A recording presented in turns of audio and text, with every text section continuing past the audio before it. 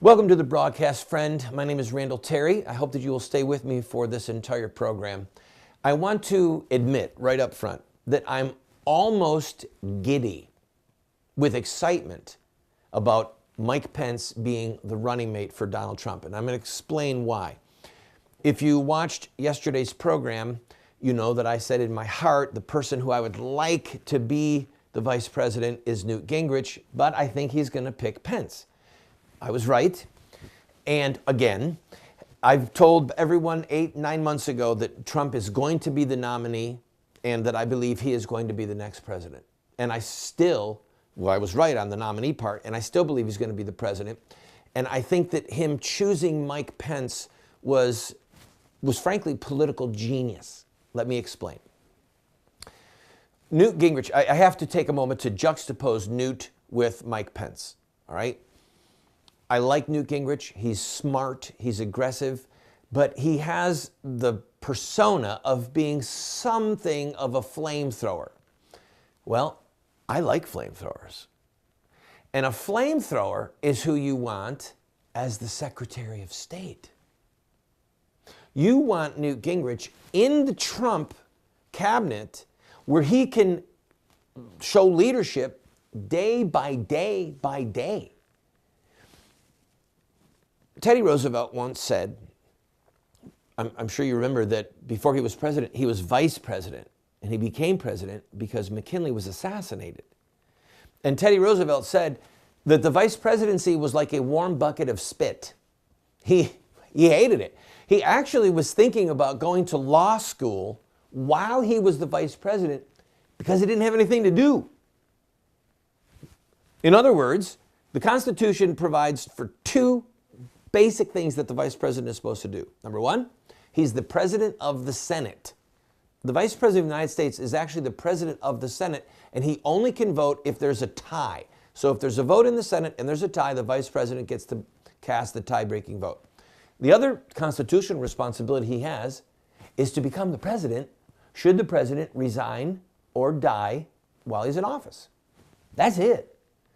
So for a running mate, the time that the vice president candidate gets the most traction and gets the most action and gets the most reaction, it's during the campaign.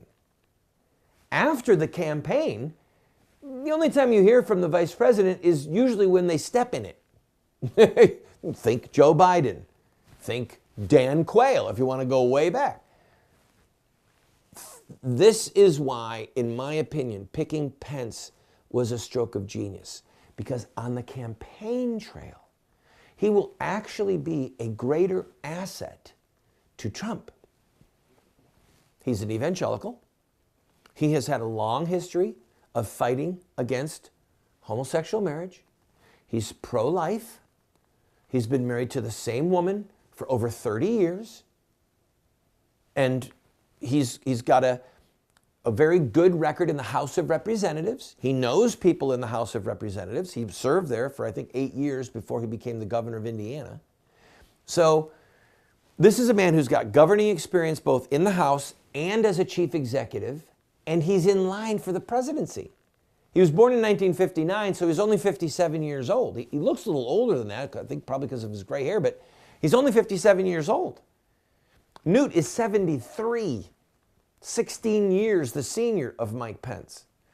So this means that Newt's opportunities for the White House are probably gone, but he can still serve the country at some level in Trump's cabinet.